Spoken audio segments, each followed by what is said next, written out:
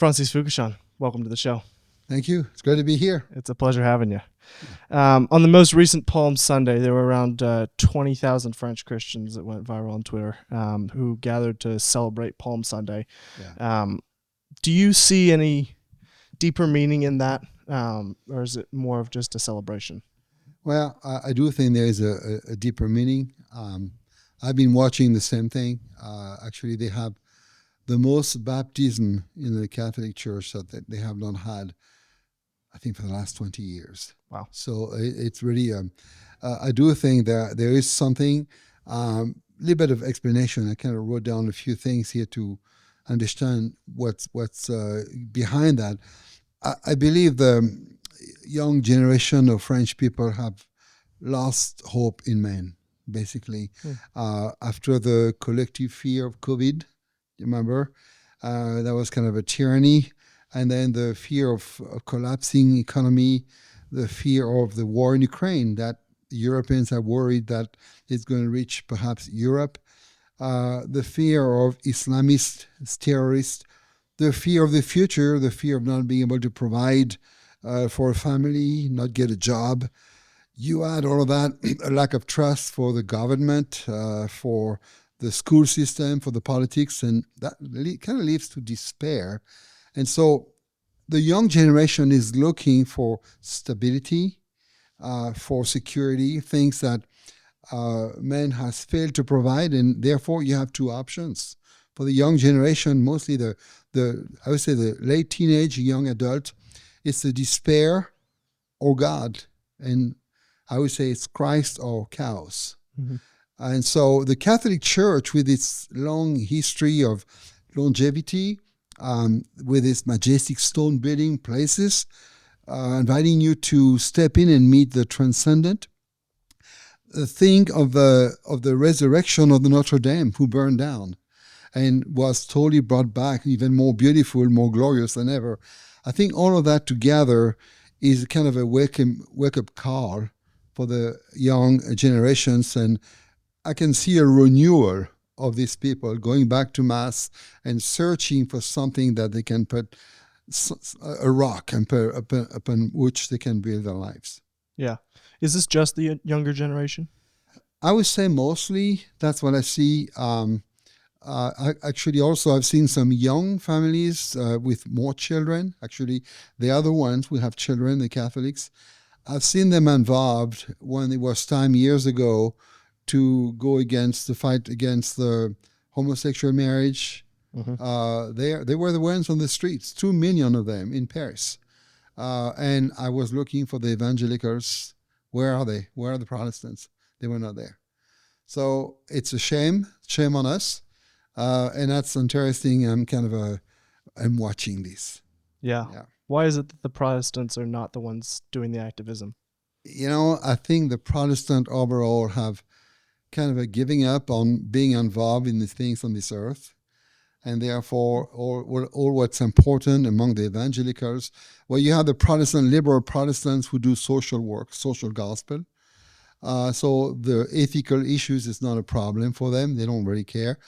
And you have the evangelicals who all they are thinking about is we need to save souls to get out of this earth, out of here.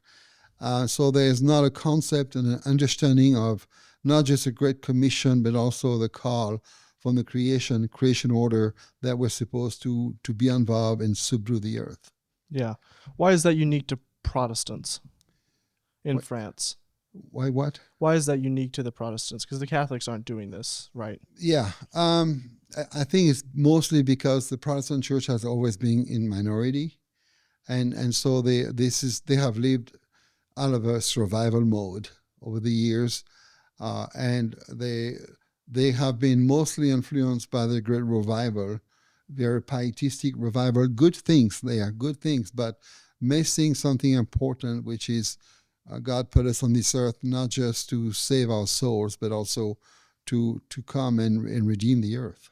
And I think they're missing that part of the equation. But that's not very, we're going to talk later about the Huguenots. That doesn't seem like a very Huguenot idea. No, it's not at all. It's a typical broad evangelical who are very sincere, who a concern for very important, obviously the soul, eternal soul. So, oh, amen to that. But I think we are too disconnected to the to the life of everyday life. Basically, they are waiting for the rapture. They're waiting for Christ to come back, and let's just let's leave the boat. The boat is sinking. Let's leave the boat instead of saying, no, the boat is not sinking. God is making that boat floating, Right. and God is going to subdue the whole earth. And so we have a job to do on this earth. Yeah, that seems to be a problem for American evangelicals as well. Um, is there something different that's happening in France theologically as kind of a backdrop? Well, I would say it's a very similar. Actually, the the French evangelicals are mostly a product of American evangelicalism. Okay. There were such a big wave on missions, mostly coming out of America, and so all the issues you find here with the whole movement of dispensationalism, which was really big in the 60s and 70s, the Schofield Bible with annotations, that's all the French had as the best Bible with annotations. So that influenced massively the French evangelicals. Now, there is a turning at one point. I think right now there is a turning since we just have, as of a month ago, the Reformation Bible with reform annotations, which are very good reform thinking. So I think that's going to change, and I can see a change now, but that's a slow waking up. Yeah, it seems like an odd thing for America to send missionaries to France. Well, yeah, mostly because obviously France or Europe is the old country, the old Europe, where Mm-hmm.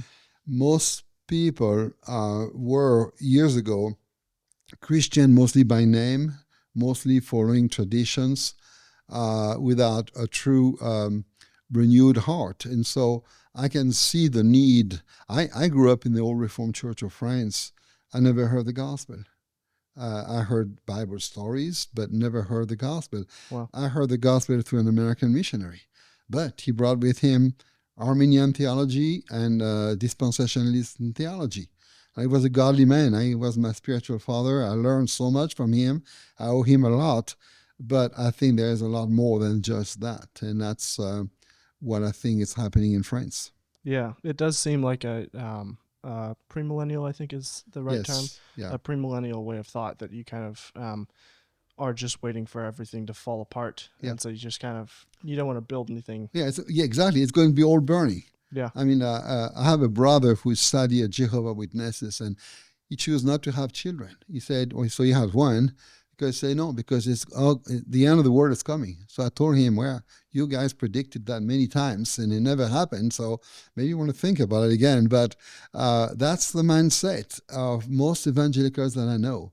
They every time there is a worldwide crisis, like right now, they are thinking, okay, this is Revelations, the wrong reading of Revelation. They really think this is the end of the world, and I think it's sad because they are not involved the way I believe God wants them to be involved. They should be the ones representing Christ, being salt and light in the Word, and that's the missing part. Yeah, and it feels like if you did believe that the world was kind of going to come to an end and that what was happening right now is just revelation being lived out, there's also a bit of like you wouldn't really want to intercede. Like Mm-hmm. this is just what's God's plan to happen. So you would kind of want to let the world fall apart. Yeah, yeah. It's actually interesting how they can be uh, Caparian to an extreme, which is God is so sovereign that we're not going to change anything. I think that we need to understand that in God's amazing sovereignty, He's also calling us to action. He's using us as instruments to do His work. So yeah, it's we have a lot to learn, and that's where the Huguenots come in, because part of our job is to bring not just the gospel, the full gospel, but the right theology that goes along the gospel that saves lives. Yeah, I want to get to that in a minute. Going back just a little bit in um, America over the past election cycle, it was kind of evident that the older generation, who is generally more leftward leaning, was kind of looking down on, mocking, and ridiculing the younger generation who was thinking about voting for Trump, thinking Hmm. about Republican ideas. Is that kind of a similar thing happening in France? Uh, yeah, well, France is another bird when it comes to politics. It's almost nothing we can compare. But yes, there's that idea of some of it is similar, but it really is. When we cover that a bit further down the road, I will cover some of why the French are thinking the way they're thinking today and what is affecting their understanding of life and politics. Uh, the French look down to Americans. They think Americans are naive, and when they see Trump, they can't they can't comprehend that Americans are intelligent enough to vote for Trump. I mean, they think that's only they picture people voting for Trump as the hillbillies, Right. with in the back country who don't really understand the words and politics, and so they're missing the boat. I listen to the French news almost every day, and you and I believe how twisted and how uh, I feel like I'm listening CNN all over the place, the French version, and it's twisted and it's a lack of understanding, but also I think um, uh, a lack of understanding how God works. Yeah. Do the French people trust their news more than the American people do? Well, um, I think they do to a fault because it's really it's not true news. There's one newscast uh, that has been telling the truth about COVID, telling the truth about what's going on in Ukraine. It's called François, and it's being looked down as extreme right, as untrustworthy news. So, but I'm listening to them. I actually like to send them money once in a while because they need to be heard. But all the main television channels are all controlled by the government. Hmm. And so they all say the same thing. Basically, the French love to debate. Oh, they would debate for hours just for the sake of debating. But so it's so intellectual. It's so and very fun to listen actually. But what is missing is, okay, now how do you apply that? Yeah. Let's get down to the practical. Yeah. And that's where I say, oh no, that was just a good talk. And so you don't put bread on the table with just good talk. No, you do not. Yeah. No. And I'm curious, does X have a big um, footprint in France? X Twitter? Um, I don't know actually to what extent, but I know people are listening to it, are using it, but I truly don't know. Yeah. And I hope to find that out when we go there. We'll be there in a couple of weeks. Yeah. And America had a very strong belief that a lot of America had a strong belief that the news was always objectively true Yeah, until COVID hit. yeah. And then a lot of people woke up. Is there a similar thing that happened in France? Well, I think they still trust way too much the media, the French media. Mm-hmm. So I don't think we're there yet. I don't think people are questioning it enough. COVID didn't wake anyone up or anything like that? It's starting now. I think actually the people were so much in fear and trusting so much the doctor. In France, you're a specialist. That's why you go to the doctor. You leave it to him. He's a specialist. He's not going to give you much information because he knows his stuff. Same with professor. So it's kind of all specialized knowledge. So when the French heard that we have a vaccine for COVID, or where it came from, they gobbled the whole thing. They drank the Kool-Aid, and then if you dare go against the government, actually that's where I realized we really don't have freedom. During that time, those who dare question the government got in big trouble. And so, and I think that did wake up some French people to realize, hey, where is our freedom? Liberté, fraternité, égalité, the French motto, liberty, fraternity, equality. we don't have the true freedom that we thought we had. But um, again, this is still at the level of a conversation. People love to talk, discuss things, criticize things, but I don't see much action beyond the discussion. They're not applying anything. Not much. Yeah. That seems like that kind of, you always trust the experts. You always trust the people who are the specialists. Mm-hmm. It seems very different from America. Uh-huh. Because America, it's especially in COVID and around COVID, it was everyone kind of do your own research, figure out if a vaccine is right for you, figure out if you believe this stuff about COVID, figure out your nutrition, figure out your medicine. And over there, is that what you're saying, that it's just not like that at all? No, it's whatever the doctor says, whatever the television tells you. When everybody's saying the same thing, you get to believe it. Right. It's just that must be true. Yeah. But even here, I mean, look what we heard here. The way people followed like puppies what the government said on COVID. It's crazy that those who said no, that's not a vaccine. That's not, but it was like the government said, no, you have to, if you want to go buy bread at the store, you got to be, you got to show your proof. In France, you couldn't go to the store without proving that you had the vaccine.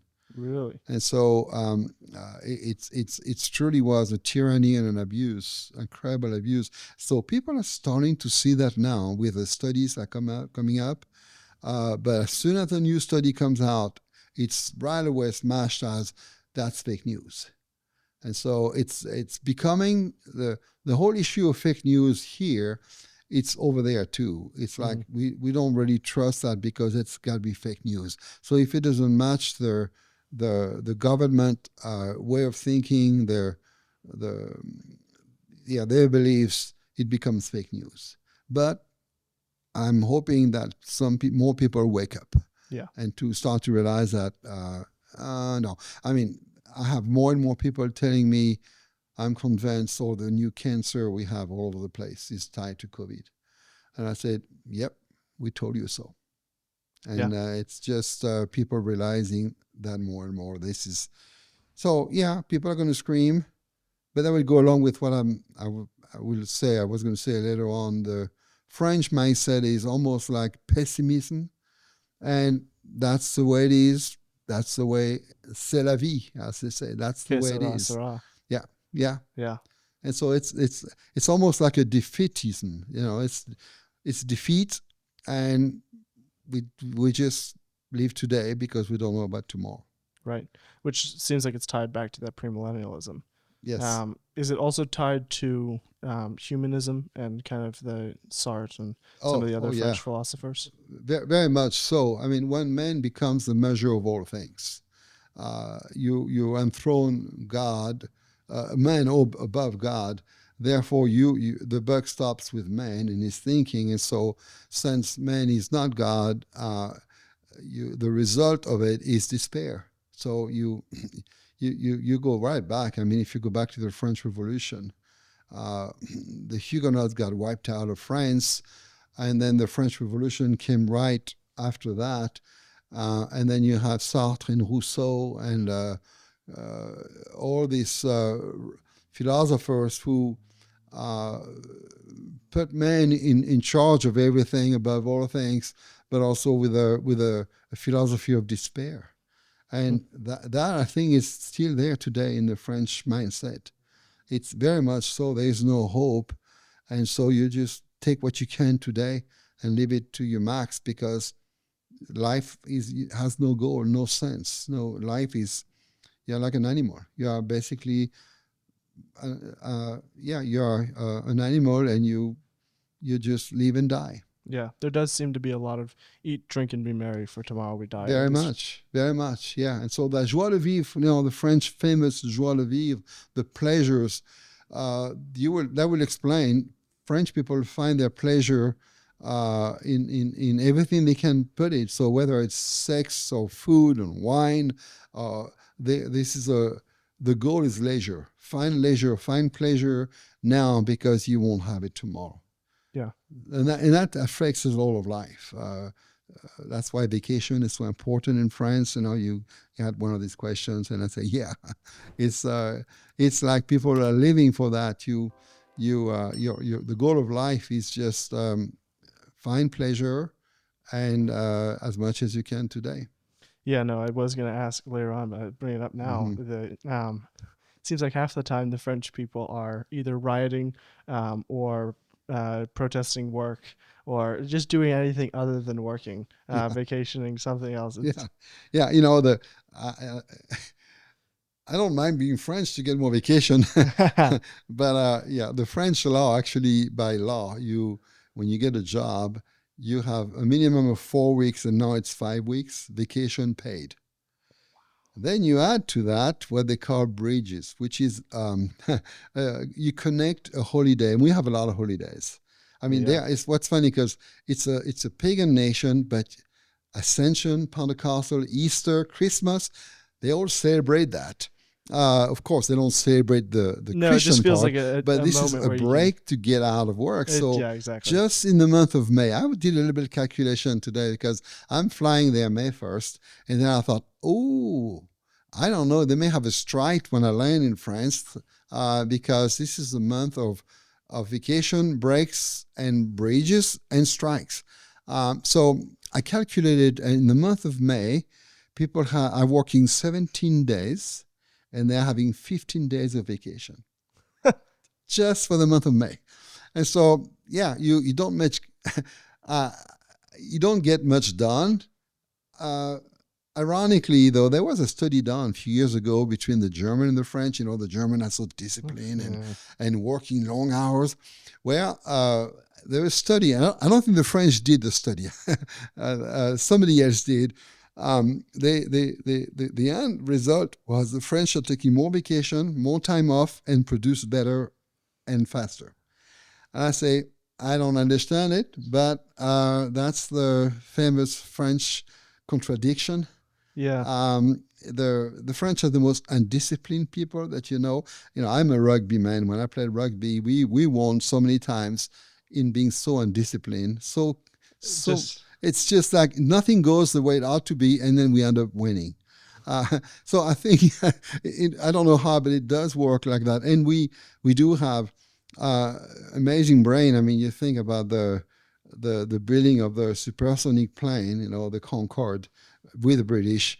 The competition with the American jet flights are the French. right. The Airbus is doing a better job right now than Boeing on technology, on science. The first hand greffe, I don't know what it is in English, when you put the hand together or put a facial back together. The French are ahead. Oh, So there really? is an incredible advance in science and technology, and at the same time, uh, people are just not working that hard. It's the complexity of the French, I think. I wonder if those two are related. Well, I don't know. I am French, so I'm French and heavily influenced by Americans. My wife being American, I'm American too, and I can vote with an ID. Uh, but I think having lived in both countries, there are a lot of things that I miss, about France, and of course I'm much more at ease because that's my mother tongue. But I would not change for anything to live in this country. I think we have freedom, we have opportunities that the rest of the world does not have. So America is an amazing country. As Tocqueville said, America is great because America is good. Let's not let's not let's not lose that. Right. Because if we lose the goodness of America, we will lose the greatness of America. Yeah. I wonder why France is so much better at like producing these things, innovation, technology. Um, yeah, that's very interesting. Yeah, it could be also the result of a time when I grew up where our Ivy schools were really, really high High level. and high level. So I do think We have lost a lot of that because that's one of the president, French president Mitterrand, I believe it was, who wanted everybody to succeed in what we call the baccalaureate, the end of the high school, which is Mm-hmm. the equivalent of the almost a second year university here. So that's the end of a high school. And he wanted everybody to succeed, so they lowered the bar. And therefore, I think what we did, plus with all the immigrants coming in, we basically lost the cutting edge of study. Think of the great scholars that came out of France, even John Calvin himself. When you can write the Institute of Christian Religions when you are only 21, 22 years old, that tells you something about the education he got. So the kind of a really high education and very disciplined education, we still had it when I grew up, and we are losing this very fast right now. So I think that all these incredible creations of brain is a result of the past.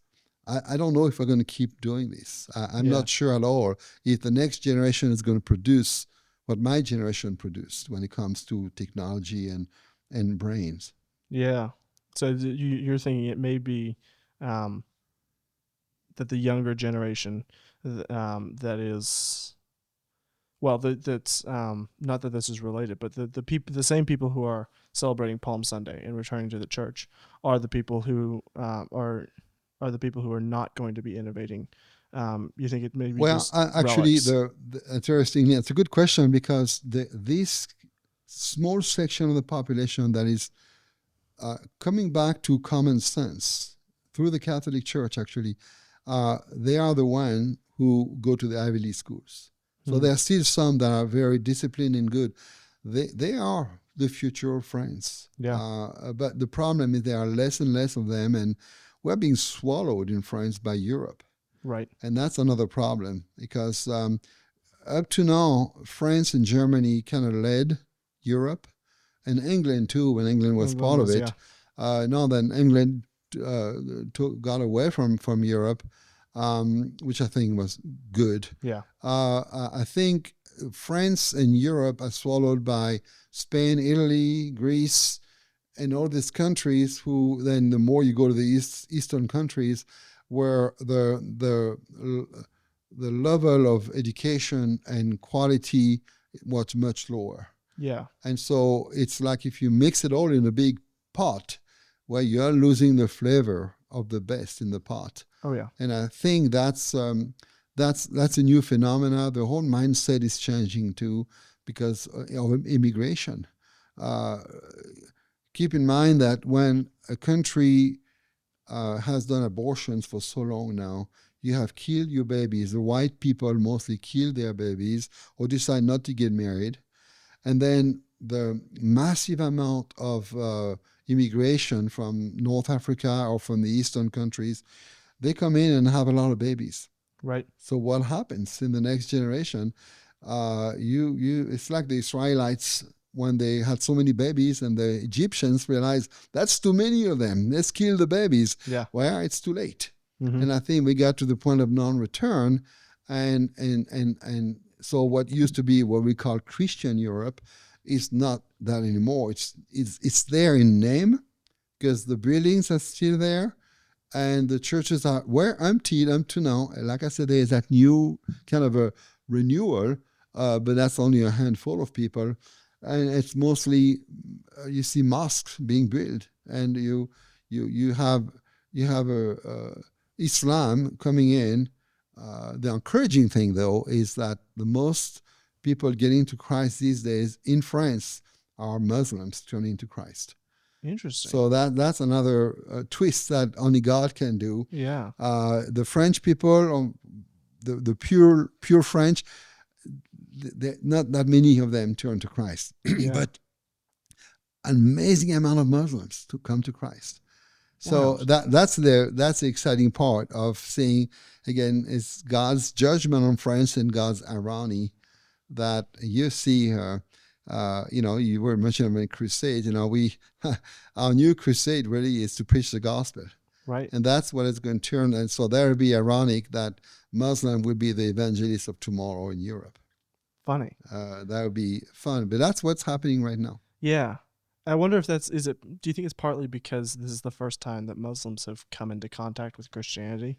Yes, absolutely. When you are escaping an Islamist state where Right. you have no freedom at all, and then they realize that, hey, no, we're not just having better food in France, and jobs, but hope for building something for them. It's coming out with nothing to have something. Yeah.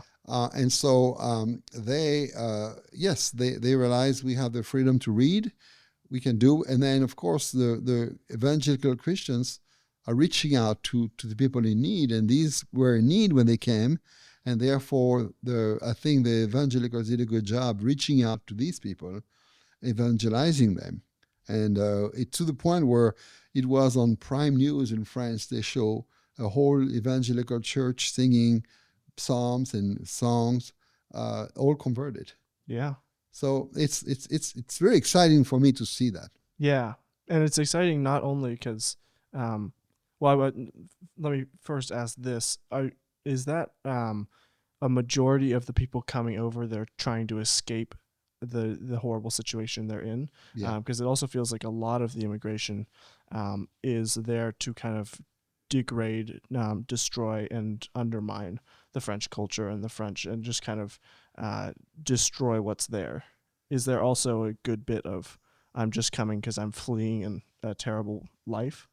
Well, I don't know if I would say they would come to try to destroy, but I do think they are coming with their understanding of worldviews, which is going against the Western civilization. Absolutely, yeah. So that's the attention is there. I'm a Muslim, and I'm not going to become like a typical European. That's why you'll be shocked to see how many ladies, women are covered in France. Mm-hmm. This is like every time I go to France, I see more of them.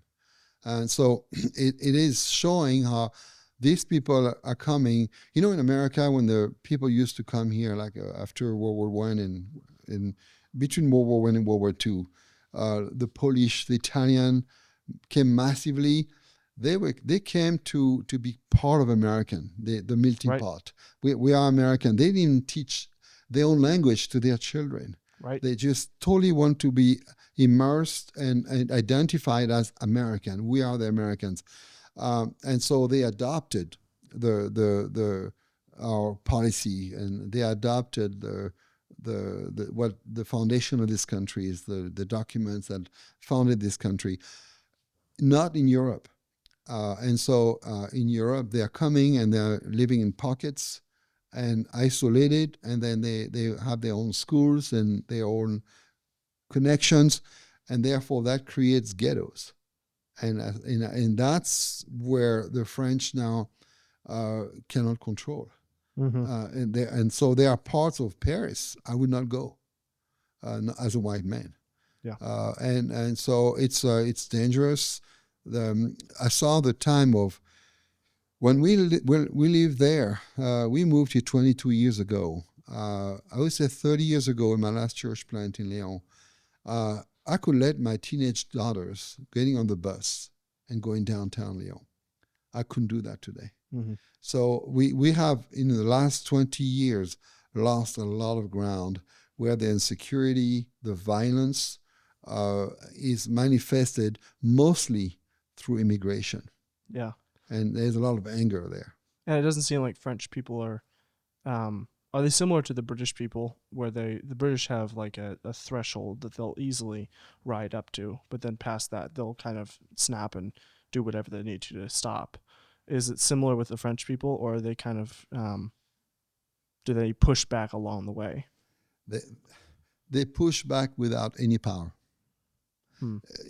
Think of Europe. I mean, look at here. We have the problem with Mexico border. It's huge. Right. So the wall is one thing, but then you have the sea over, but you can still control it.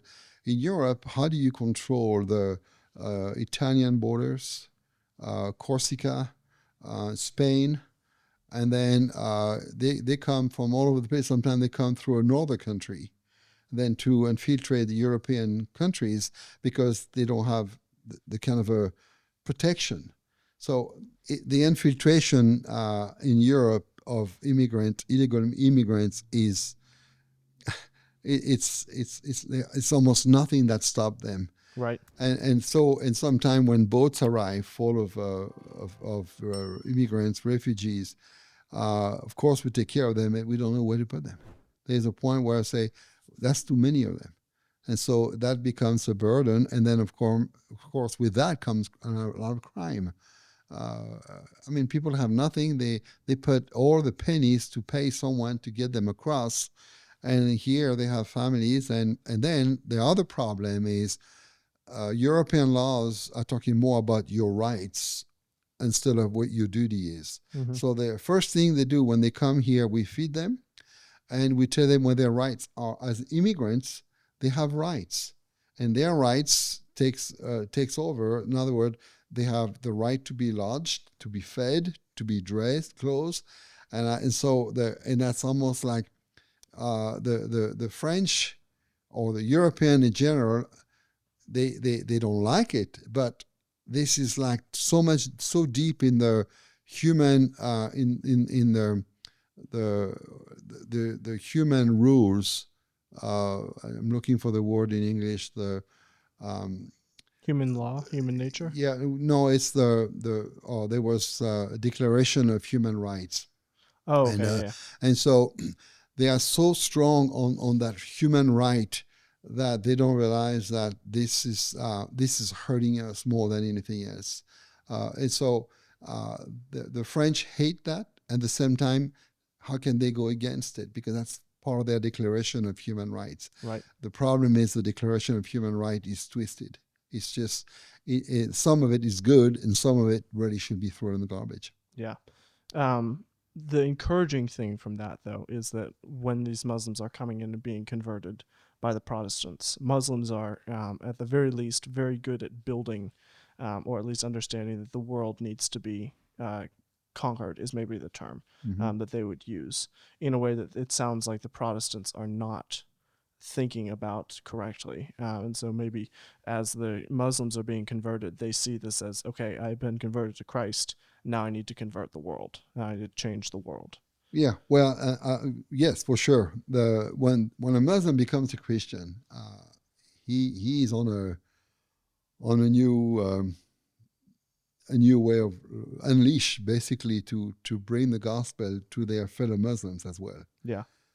There is an amazing book came out a few years ago. It's The Win in the House of Islam. Yes. Yeah. Fascinating book, and that shows how God is working among Muslims worldwide with the same approach without them ever talking to each other. And so sometimes some of these people finally meet each other. Now, the Muslim from a country are different from another country, but they meet each other. They have the same experience. So I think God is unpredictable in that sense. We know He's in charge. We know He's going to accomplish, His will be accomplished, and He's going to use whatever it takes. Mm-hmm. And if He's using Muslims, praise God. That's just putting shame on the Europeans, and that should be a shame. I think we are under God's discipline as Western nations, and I think God is shaking it up by bringing a Trump and bringing Muslims to Christ. And that we live in exciting times, actually. You know, when I see the people despair in France, when they one time I was in the subway and with my family, were happy, talking and smiling, and we looked around and nobody. And then one lady would say, "What is it with you?" I said, "We love Jesus." And it's funny how it's really sometimes it's visible, the contrast. And so actually, when you are in Europe, when there are so few Christians, sometimes we look at people and say, "They must be Christian."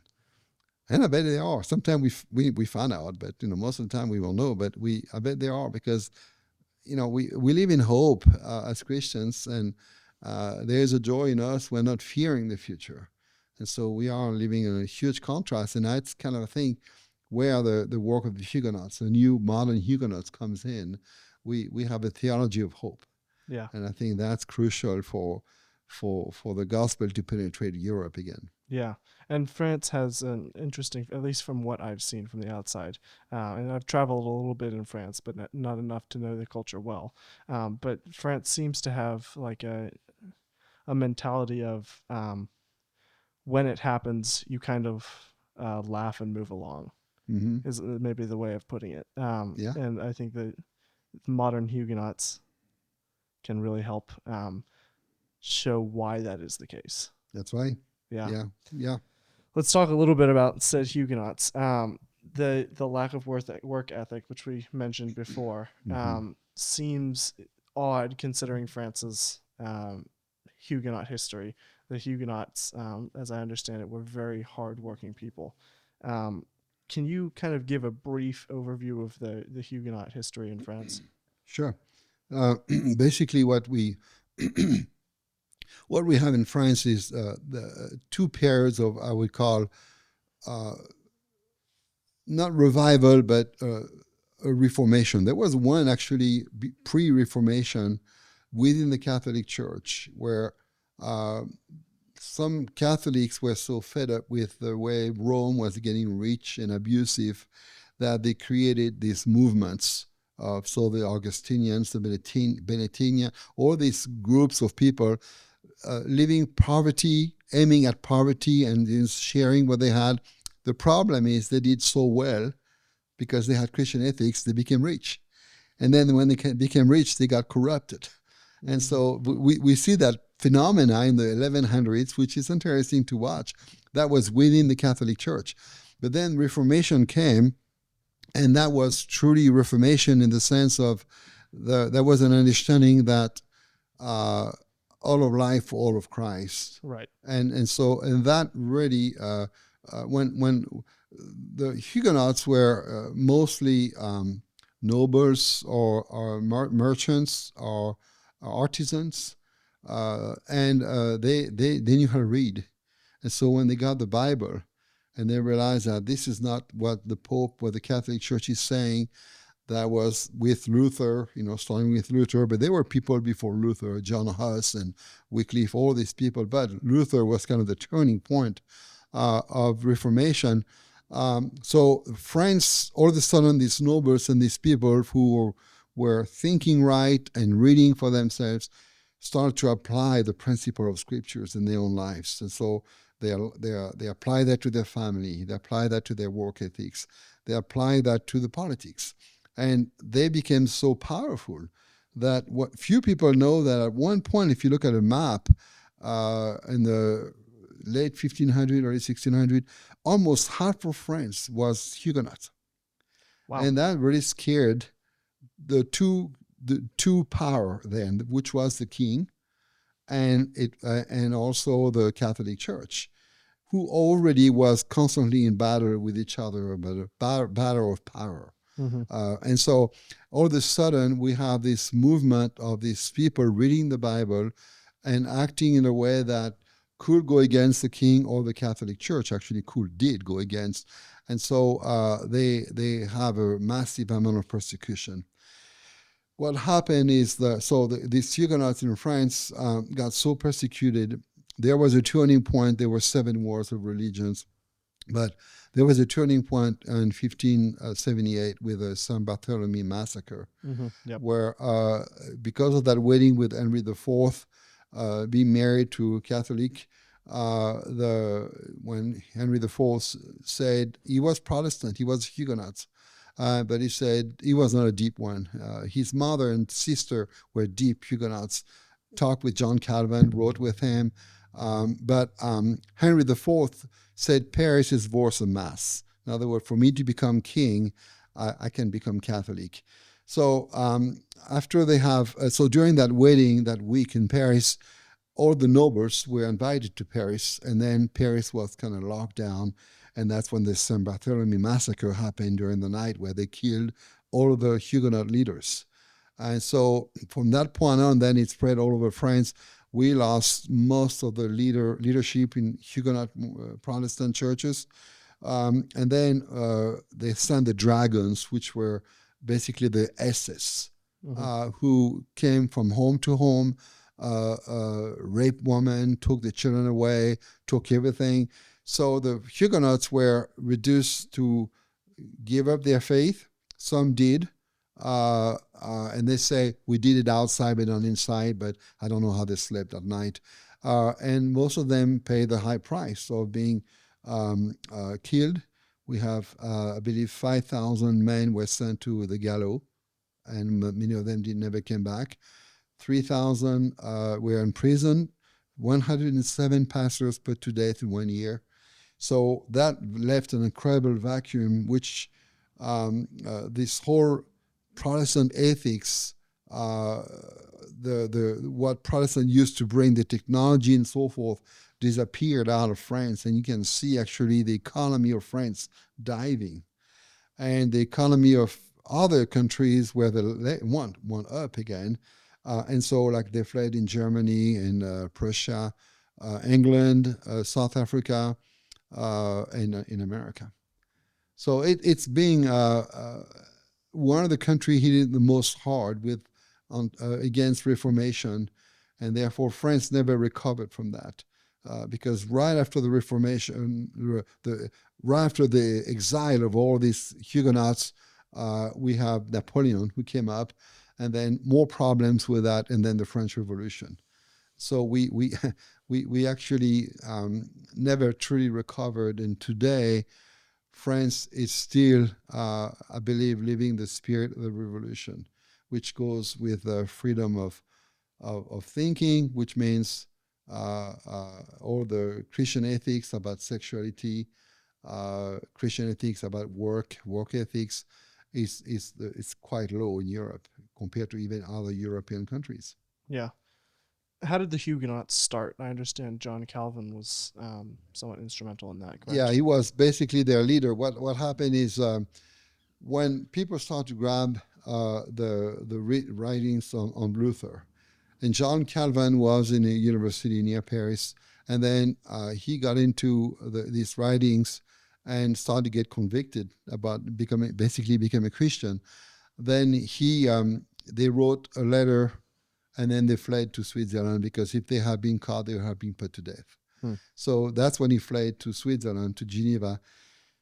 And then he started to do his writings in Reformations. And then Geneva, 3 years later, said, you want to change two things too fast? Like Trump today, say, stop it. They kicked him out of Geneva.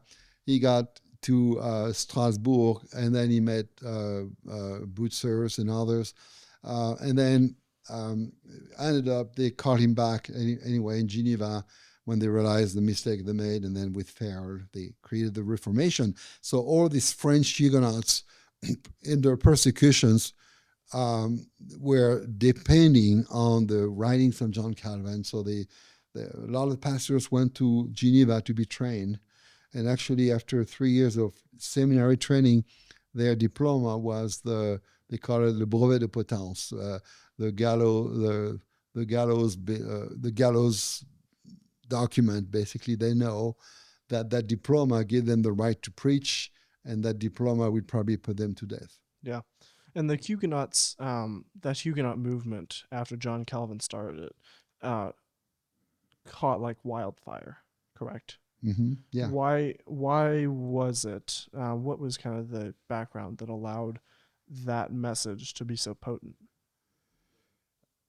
Right after can you repeat the question? Yeah. After John Calvin began this Huguenot idea, it took off. There were I think I read somewhere that the amount of Huguenots in France went from like nothing to 500,000 or 1 million in the matter of a year or so. Mm-hmm. Why was it that idea was so likable for the French people? Oh, well, it's kind of what I was saying earlier. Is all of a sudden people can read. Mm-hmm. And so when they start to read the Bible and then see what God intended for us to do and to be, they couldn't keep it for themselves. So like, let's say that a guy who is a merchant who goes from town to sell stuff, he's going to meet people and they're going to say, why are you doing such a good job? And he says, I'm a Christian. Yeah. And then, why are you not Catholic? No, I'm a Reformed Catholic. And so they start to share Christ. And then when you bring the Bible in people's hands, you realize that the Bible is not just about saving our souls. It's a blueprint. God is giving us a blueprint to how to live. And so for them, this is how you raise a family. This is how you treat your wife. This is how you raise your children. This is how you are honest. That's why it says, the say is honest as a Huguenot. Yeah. They were known to be honest businessmen. So when people were dealing, you always wonder, are they taking advantage of me? Oh no, he's a Huguenot. So it was like a stamp of approval. It's because their Christian values were taking over anything else. They fear God enough to know that we want to love God and we fear Him, to apply what He says. Even if we lose money, even if we lose this, we will be honest people. And so that make their reputation. Yeah. And that kind of reputation is like spreading fast.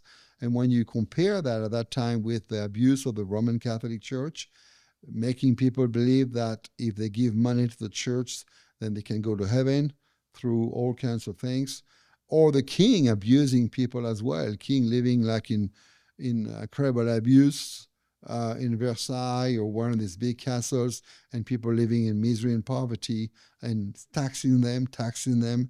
You can see how when Huguenots came and brought the message of the gospel, but also the way that we don't have to accept that we can resist the tyrant. And so they were known also as people who resisted the tyranny of the government and the tyranny of the church. And that took courage, and that courage came because they were in Christ. They were free. When you're free, you're not afraid to pay the price of your life if necessary to bring the gospel that transforms lives. Yeah. There are a lot of people who have read the Bible. Not all of them end up how the Huguenots did, especially this theology of work, we'll call it. Mm-hmm. That you should, theology should flow out your fingertips. You should do what your public life, your work life, unto God. Mm-hmm. Why did the Huguenots understand that? How did they grasp that concept so quickly and readily? Well, it's called the Holy Spirit. That, Basically, when you open the Bible and He speaks to you, you see the applications of that. yeah. And again, they were a lot more than just trying to save souls. They understood how you are saved by grace alone Right. and faith alone, but they also understood that God had given us His law. Yeah. And He's telling us how to live. And so they say, this is how that applies. So that theology got into every details of life. Yeah. That's why I like the motto of the church here, all of life, all of Christ, because there's nothing, they understood that there's nothing under the sun that doesn't belong to Christ. So it's all His. It's His. And therefore, if it's been taken under humanism or under whatever religion, we're going to take it back in the name of Christ. Yeah. And that's why the government all the time hated them. They don't take my candies. And they say, we will take it. Yes. And so they were not afraid, and they spoke their mind, and they fought. They knew how to fight. Yeah, and they understood that they applied it very quickly and very well, very accurately, Yeah. in a way that maybe I'm just coming at this from my perspective, which is I've seen a lot of the church not apply the Bible correctly outside of church. Yeah. And that's a stark contrast. Mm-hmm. I'm just trying to figure out why is it that they understood the applications of Scripture to all of life so much quicker than so many other people who have also read the Bible. Well, again, my answer is only one I have is the Holy Spirit. That just help them to apply. This is what I mean. This is what I'm giving you, and this is how you apply it, and being unafraid. How did they handle the massacres once that persecution started? Well, it's as you know, it was horrible what happened. I was not there, so I don't know. I couldn't tell you. All I know is what I read from people who escaped the massacre. It was with and understanding that we are being honored and blessed with a sense of the history to pay the price for our lives for the cause of Christ. So there was, in some cases, I'm sure some despair, and I can read that, but there are mostly, overwhelmingly, Christians who it was no fun, but it was, we are being blessed to suffer for the cause of Christ. There is an amazing story in prisoners in the south of France called La Tour de Constance, Tower of Constance, where they sent women prisoners, and their only guilt was that they had faith in Christ alone for salvation, and they would not recant that faith. One lady called Marie Durand spent 38 years of her life there. She just got engaged before she was caught. Her husband was caught and died. Her father was caught. He was a preacher and sent to prison, although he survived. She spent her life there. And there's a whole book on her life. And she spent her life in the most miserable condition. Most of her life was in a tower, cold in the winter, humid and hot with mosquitoes in the summer, barely enough food, singing the psalms, leading prayer, and encouraging all the other women and to not recant. And that's a testimony of how these Huguenots understood how to resist. Actually, on that big tower, there is a engraved on the stone with a spoon the word resistance. And they could do that because they knew that there's something better coming.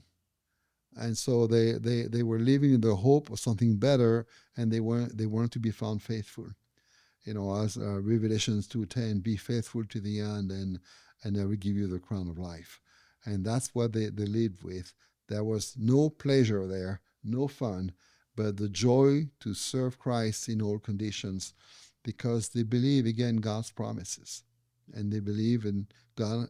God was with them in the midst of their trials, the same way was with them when they were free and doing the prospering. Yeah. Because they were above all that, in the sense they were in Christ, and in Christ, whatever he sends your way, he's sovereign and he knows better, and you trust him. It's an impressive. The martyrs are always impressive, but I think I visited the Tower of Constantine. It's an impressive thing to see. Yeah. Having been up there, been up the tower. It's yeah. So you saw it. I cannot imagine living 38 years there. Yes. It's yeah.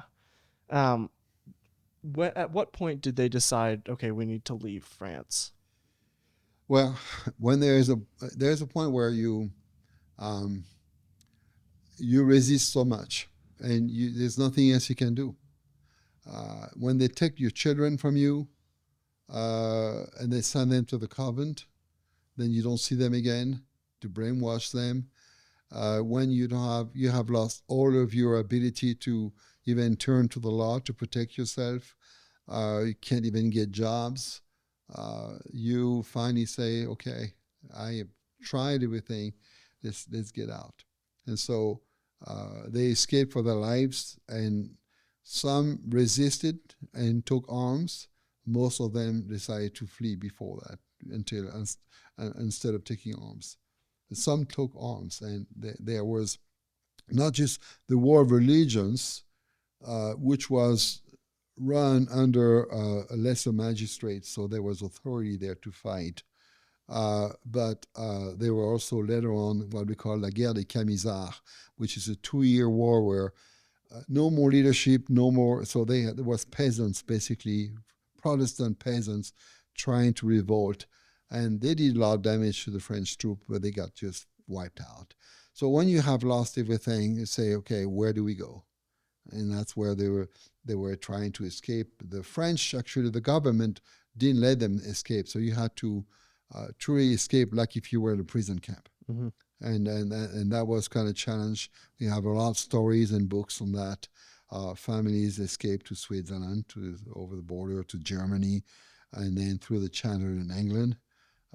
So yeah, but the beauty of it is every time a Huguenot escaped France, he blessed the country where he landed. That is absolutely correct. Having visited South Africa, it Yeah, is wildly different from the rest of yeah, Africa, and that's even right. from the rest of, Yeah, um, yeah, even Cape Town is different yeah, from the rest of. it is. How did they go about once they had landed in a place, affecting a culture, especially one like South Africa Mhm. is just wildly different from France, at least when they arrived, I assume. Well, again, you have the work ethics there.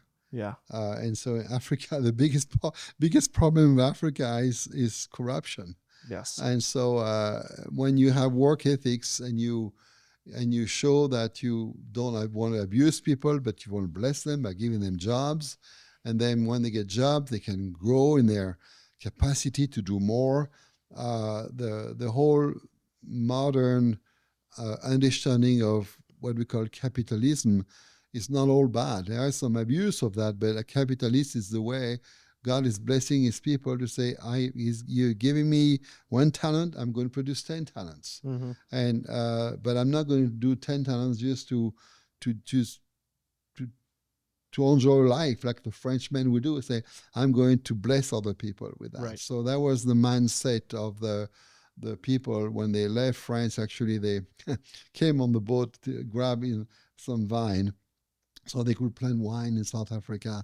And then, they brought what they knew how to do best. And then they reproduced that wherever they want. And so the silk factory, the whole silk business out of Lyon, my hometown, developed in all kinds of countries with the knowledge of these Huguenots who were fleeing France, bringing their knowledge with them. So wherever they want, they brought their knowledge and therefore blessed the people.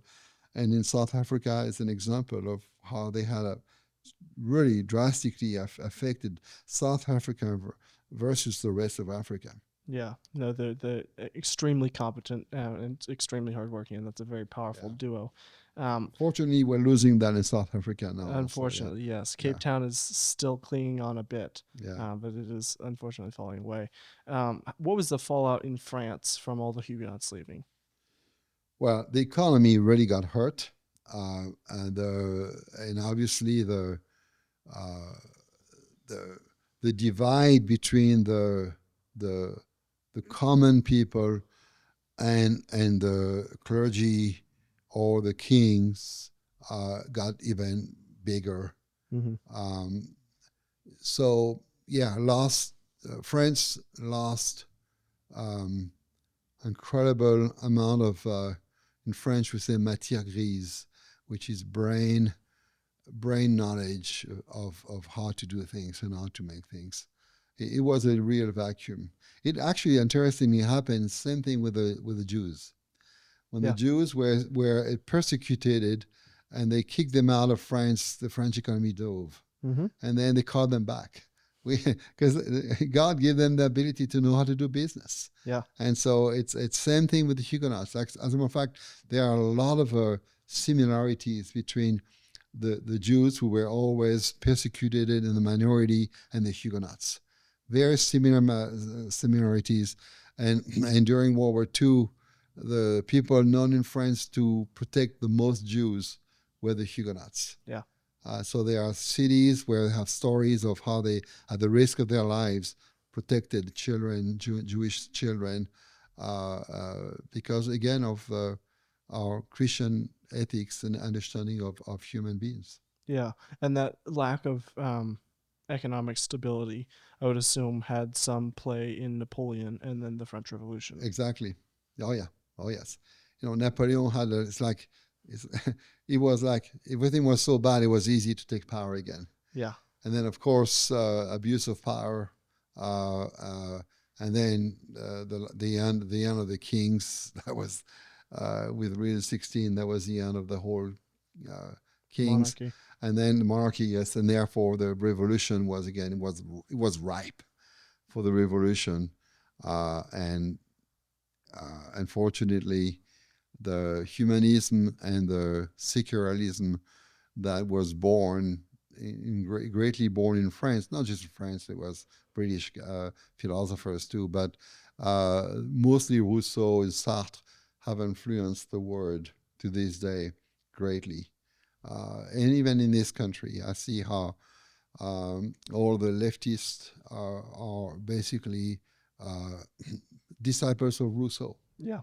And the sad thing here is that it's been taught in our schools right under our nose for years and years and years. So brainwashing this young new generation today, Mm-hmm. totally brainwashed. And I say, can you just watch when you have this kind of thinking what happened in Europe? Yeah. If you just watch that, you may not want that, but it's almost like they don't see it. And so it's sad because when I have so many people saying, "Oh, I want to live in France," and I say, "Yeah, me too. I like the food and I like the mountains, but I wouldn't want to live there. It's you don't understand. You move there, spend at least 2 or 3 years, you change your mind. You say, oh, free medicine. No, it's not free. Yeah. Medicine, somebody's paying for your medicine, Someone's always paying. and actually your paycheck is taking a big chunk of that. It's just that you don't see it. But that's why you have such a little paycheck. And that's why you have a hard time to do this and this. But you have a lot of vacations. Oh, yeah, it's true. But you don't have no money to spend on vacation. Well, think about it. Anyway, it's just, I love the French, but I feel sorry. Yeah. And I know the hope is the gospel. That's I really don't think, not just France, but Europe. Uh, I think Europe is going to collapse. It's not going to survive. And unless God moves in a mighty way with a major revival reformation. That's the only hope. Mm-hmm. We have so much to offer to the world. Let's get out Rousseau and all that stuff and put Christ in the center. We have so much to offer. Yeah.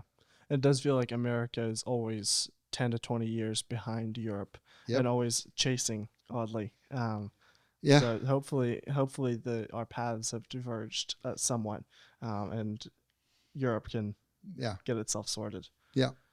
Well, some American Christians, Trump is a prophet. And I say, no, Trump is a good president. He's got common sense. I voted for him and I love what he's doing. But it's going to take more than Trump. It's going to take truly a revival. People's heart has to be changed. And it's got to be a grassroots movement. And I can see that happen here in America. That's our last chance. And I'm waiting to see that in France. And again, nothing is impossible for God. Yeah. When His Spirit moves, He cannot stop it. No. And so what we're doing now, my work mainly now is to feed the people, give them the tools for when that revival happens, they will have the tools to know how to think. And that's where I'm a Huguenot. It's not just about saving souls, but it's giving you the tools, the understanding, the foundation from solid theology that allows you to understand politics, to understand business, to understand science, to understand ethics. That's the foundation in the blueprint from God. I said, let's go back to the blueprint and apply it. That's, to me, the work of theology that puts, again, includes all of life, all of Christ in the scriptures, in the training. And that's the training we're giving now. So that's why we're doing what we're doing. Yeah. How is you mentioned a little bit that the French Revolution, you think, is still affecting France. Can you kind of go more into what you mean by that? Yes, we're in the way of people are thinking about life. Again, if you have no God, then you are God. Mm-hmm. And therefore, any kind of a concept, let's talk about justice. You start to think of justice. Okay, if you go by human justice and that changes with generations, then you will start to say, oh, this is the truth is there, this is what is right or wrong, because that's human thinking, instead of saying, no, God determines what's right or wrong. So the French Revolution removed God and thrown man as God, and therefore men decide what's right or wrong. That's the result today in the French politics. You were talking about the ethics. Yeah. The one of your questions you sent me was on looseness of French mores, French mores.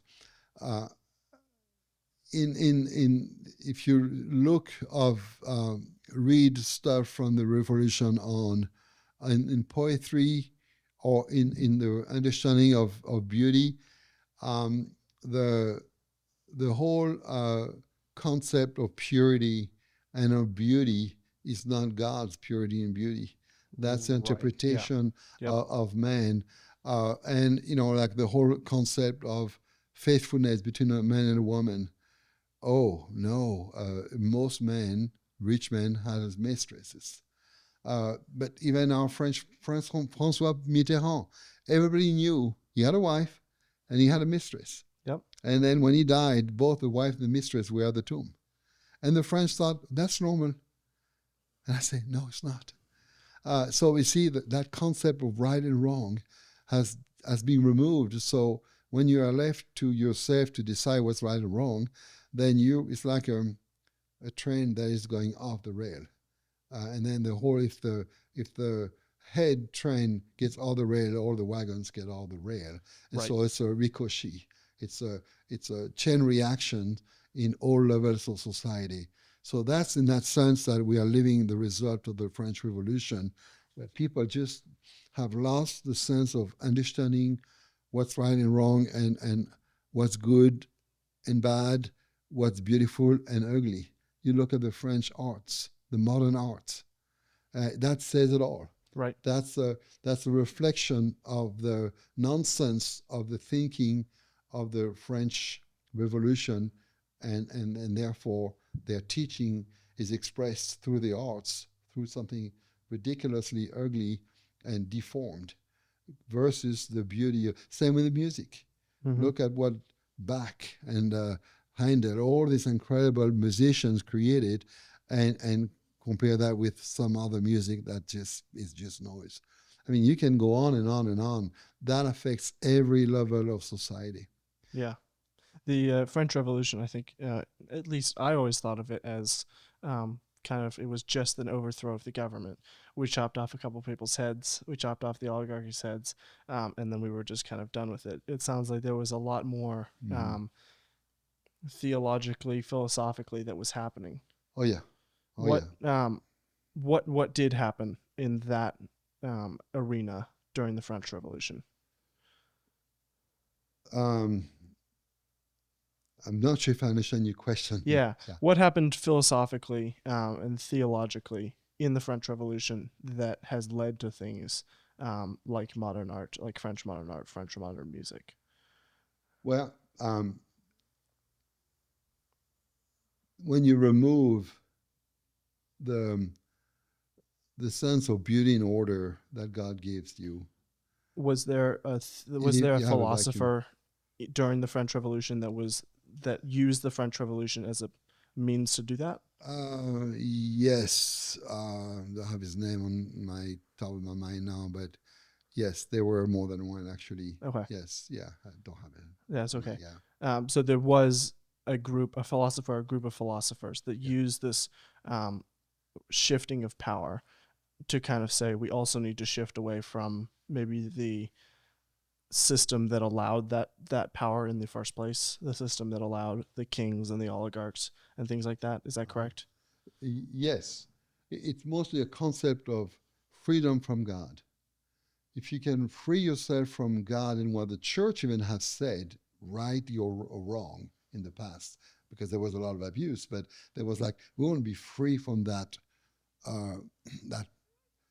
God who controls us. We want to be free to do what we want, how we want it, where we want it. Right. And so that sense of freedom, escaping from reason, is leading people on their own.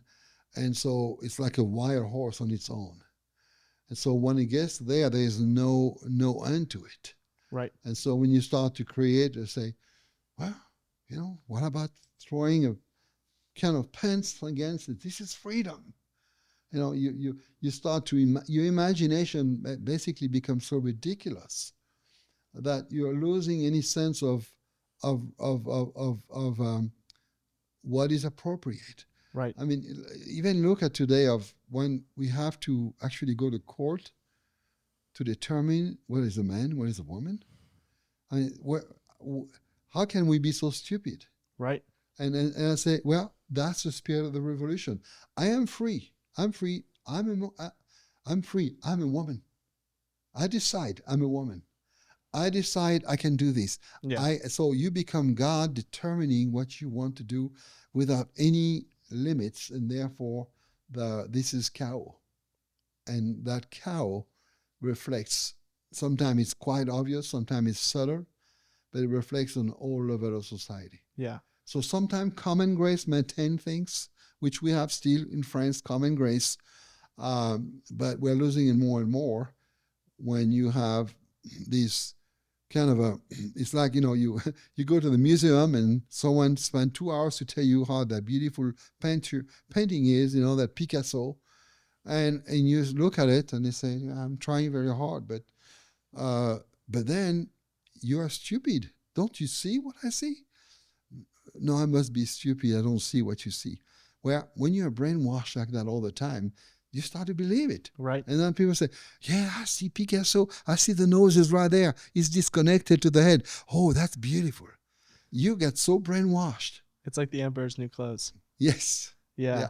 And I think people don't realize how subtle. It's like waves after waves after waves. So when you have been under that kind of a thinking for so many years, you start to lose stride. Right. And therefore you start to forget to see how things are supposed to be. Yeah. So the French Revolution was not just freedom from the current political system. It was also just, we want freedom from all authority, from all objectivity, all standards. Oh, yeah. We want freedom to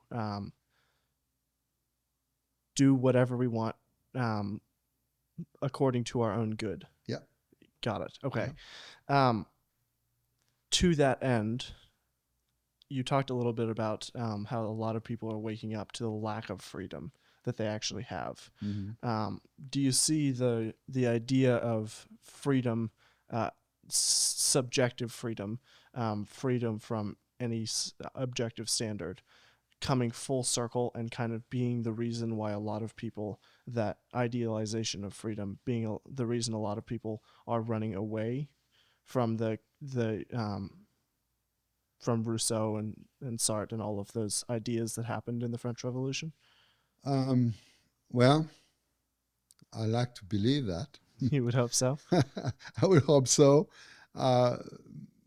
My big question is, if you are not turning to Christ, you're going to replace one evil by another evil. Yes. One idol by another idol. Yeah. So I think what I see now is that I see people saying, okay, we've seen the stupidity. We're not going to trust the government. We're not going to trust science, whatever. What are you going to trust? Again, this is Christ or cow. Right. And so right now, it's not Christ, except for this minority or these few wonderfully Catholics. So I will hope that something major will shake up people. It could be a war. I mean, if the Russians decide to go over Ukraine and past Ukraine, that will wake up people. There are no vacation days during No, war. That's right. Forget the vacation, forget all the goodies from the government. You just have to go through survival mode and pay the price of freedom again. We're not learning. I encourage anyone, if you go to Normandy, to go to the cemetery there in Normandy, the one you saw in Saving Private Ryan. Thousands of crosses, and it's sobering. Mm-hmm. And that was the cost of freedom. And I say, wow, we our young generations have forgotten. Go to Germany, to these camps when they killed millions of Jews. Go take a look at it. This is human being. That's what human can do. Right. And that's what your freedom without removing yourself from Christ produces. And so, um, yeah, right now the French idol is pleasure, is hedonism par excellence. Hedonism, they live for pleasure. That when that goes, their idol goes. What you can replace that idol with? What are they replacing it with currently? What? What are they replacing it with currently? The people who are Uh, seeing this as a well, problem. right now they're still living with the goodies because the French government is in getting deeper in debts, but you still give the goodies to the people. Yeah. But that's why I'm saying this is going to crash. This is no way the Europe is going to maintain. Right now the French government has collapsed, so they have to reform a new government under Macron. And the first thing they all say coming up, realizing here's the reality, French people, you're going to have to work more. I mean, that's what they just said yesterday. You got to work more. And like everybody on the streets, we don't want to work more. So you want the goodies, you want the candies, but you don't want to work for it. And so there is a point where two possibilities. The whole thing collapses or you have another dictator. Yep. The dictator come and say, like Hitler, say, I'm going to save Germany. Okay, you're going to have butter on the table, guarantee you. You're going to sacrifice now, but I'm going to show you how I can take over the world. Another dictator could do that. Another Napoleon can do that. Or better, Christ. Hopefully Christ. Yeah. Yeah. Yeah. Yeah. It does seem that a lot of what is kind of unfortunately seen as French culture, this culture of laziness and frivolity, will have to go if France wishes. And Europe is, as you mentioned before, kind of needing a leader right now. It'll be interesting to see who steps into that position. Yes. Right now, Macron is trying to. Yeah. He really he's a little bit Napoleon. He's short too, but he's trying to be the leader. That's why he came to see Trump right away about Ukraine. Yeah. And he's basically coming ahead as the person who is taking a strong stand against Russia. He's got a big problem. He needs money. And for the first time, America is saying, we're not going to give you money to maintain your socialism. Yep. And not pay the real bill of the cost of the war. We have been paying up to now, we're stopping.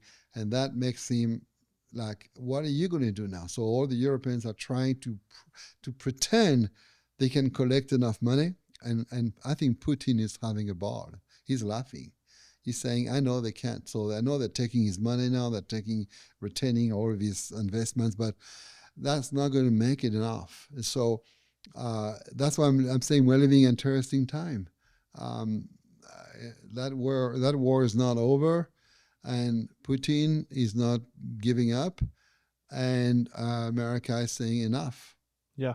And so the Europeans hate American right now because it's like a child who took the candies off. And they say,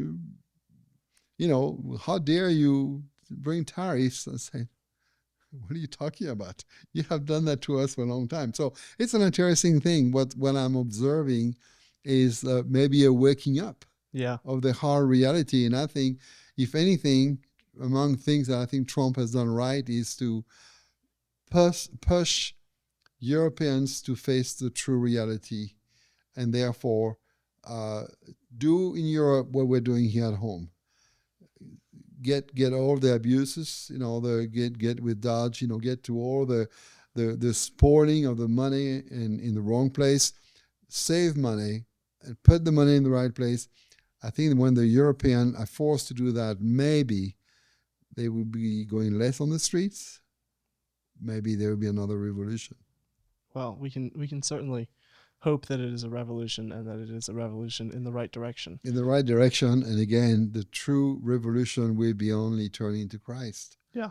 And that's so. Seeing how things are going, I have a lot of hope. Yeah.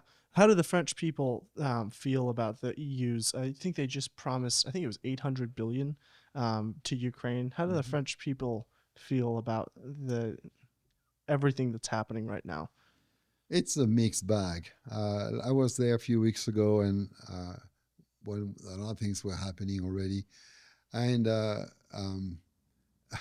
what's happening now is the unions are saying, don't cut down the workers' wages. We need to take the money where it is, which is in the big businesses. So they are saying, oh yeah, we're going to give that money, but that money is not going to come from our pockets. That money is going to come from the large companies who are making profit. Interesting. The problem with that is these large companies, they are owned by people who are investing in these companies who are going to say goodbye. Yeah, we're not going to Yeah. be in France. And so it's going to be impoverishing more Europe. Yeah. So it's something I'm watching now. I'm just watching what's happening with even with NASDAQ and all these things. I'm saying, oh, this is really interesting. But I think the Europeans are still not seeing, they have not hit the bottom. They have not seen yet the implication, the real applications of America pulling out, stopping giving money.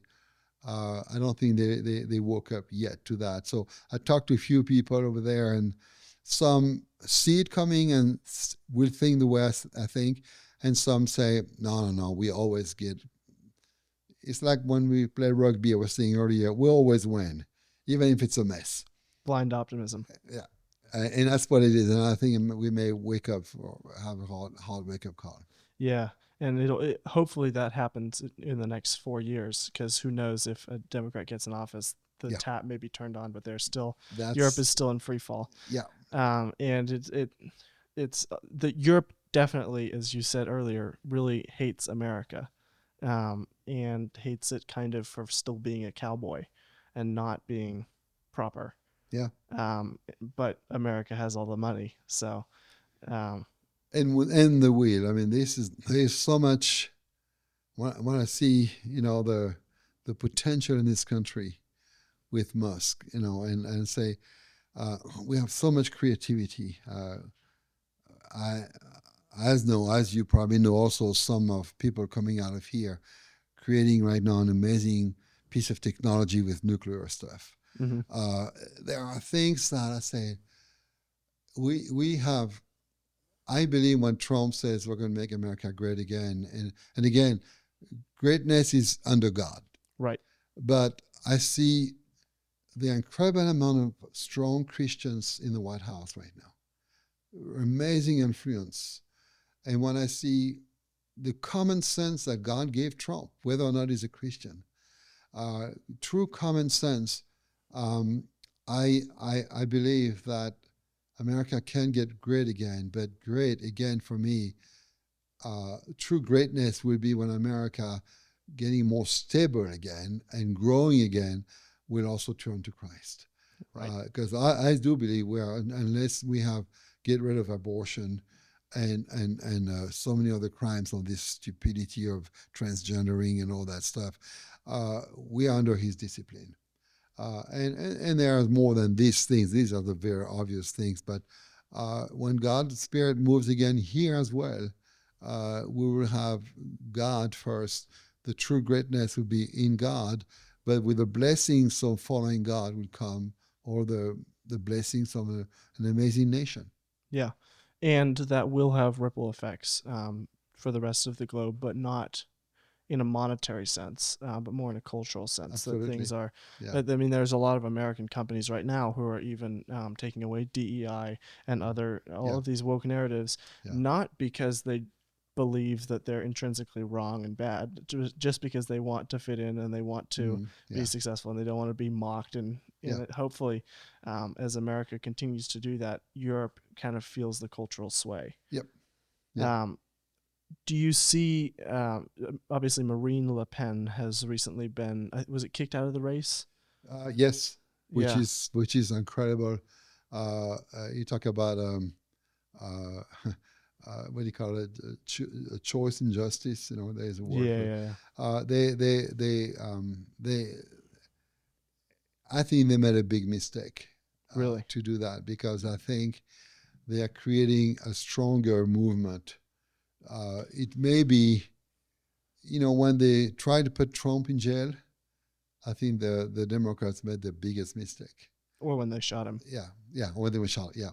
And so I think maybe the same thing is going to happen with Marine Le Pen.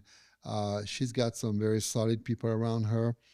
And so if she can get along well with her niece and a guy who ran against her who is very good, that could turn the tide politically. But I don't know right now. Right now, she's supposed to go to jail, Hmm. and she's not allowed to run for president. If you do see, if Marine Le Pen does win, how do you see that affecting France? Well, in many ways, she's doing what Trump is doing with on the when it comes to immigration. Uh, it's too late. You can block the borders now, but you have so much cancer inside already. Mm-hmm. So it's going to be a really hard thing to readjust the right way of functioning. As we all, hopefully, none of us are against immigration. We want Right. immigration in the right process. Right. And so to do a cleanup of the people who are illegal in France is going to be very hard without blocking the borders of France, which means there's no more Europe anymore. So all of European countries will have to get along, and it's unlikely they will go along with Marine Le Pen. Yeah. So, and then she may want to go back to the French franc then. So economically, that would be a new challenge, like when British got out of Euro. She's not a Christian, devoted Catholic, but I don't think I don't see signs of a even Christian Catholic there. Yeah. But there's a lot more common sense. She's a bit like Trump. Mm-hmm, Yeah. So I think that common sense could wake up a lot of dormant French people who felt like they were so persecuted in a way, or it's choked in. They're going to feel maybe the freedom to say, now we can speak. Right. And so that could be a massive movement in France of people waking up and then rebuild a country that economically is a disaster right now. It's just it's collapsing because again people have to work longer, and we need to cut down on all the abuses. Basically, what Trump is doing could become give it the idea of leaders once they have the power to say, hey, we're going to do what Trump did. Mm-hmm. And that will be much harder in Europe when you have been used to have the candies for so long. Yes, and there's a certain amount of allowed corruption, and also if Marine Le Pen were to do these things like separate France off from a lot of Europe, add back in the franc, there would be a lot of uncomfortableness in the short term, a bit like America is having right now. Yeah. But in the long term, it would be much better for the French people. Do you think that the French people are willing to make that sacrifice yet? It's hard to tell. I don't know. It's I think it all depends if she can do what Trump did, which is getting behind him the working class. She has a chance. If she can get the unions and working class on her side, which I think she does, she's got a chance to turn things upside down. Yeah. What opportunities does Huguenot Heritage and your work have at this moment? How are you capitalizing on this turmoil? Well, like I said earlier, our work right now is to give away education, Christian education, theological education. If we were depending on the existing seminaries, is really only one solid one in France, which is where I studied. We had at my time, during my time, 60 students. Now there are 5 today. Wow. So if you are counting on that seminary with its 5 students to to to to be ready when the God Spirit moves again, that's not going to go very far. My approach is definitely different. That I'm not investing in brick and mortar. I'm investing in bringing theological education in every home, every computer, every iPhone, every car that can play something, the courses for free. And so once people, and that's happening big time, not just in France. It's happening mostly in West Africa now. But once people get hold of that and realize this is free, I don't have to leave my home to go to seminary. I don't have to leave my church or family. I can be trained here as I hold a job and train gently and slowly. I am going. We can raise an army of leaders who will fear God, understand His Word, and so when God's Spirit moves and people don't know where to turn, then you will have a bunch of sons of Issachar who understand the times, who tell them, this is what's happening, and we have the training you need. So they'll be able to train people. So I'm working right now on a whole huge course from John Frame on Christian ethics. This is essential. I can't wait to get that course out.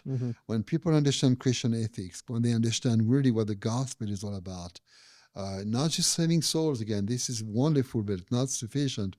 When people understand the depth of theology and how that applies to all of life, when God's Spirit moves, I have great hope that a new reformation will take place. So our Huguenot Heritage job now is to partner with as many people as possible to bring these courses in the hands of the right people, and to we're going to add a lot more after we're finished with all the seminary courses. We're going to have a lot of discussions like we're doing now. We're going to have a lot of we're going to add music, psalm singing in French. We're going to add solid sermons. We're going to add books, e-books. Right now we're bringing e-books, and then audiobooks, so people can be trained 24 hours a day. And that's kind of my hope for the next 10, 20 years. God grants me life. And when God takes me home, I have a team ready to keep doing the job. So Keep it's on the not work. going to stop. Yeah. Yeah. What success have you seen thus far?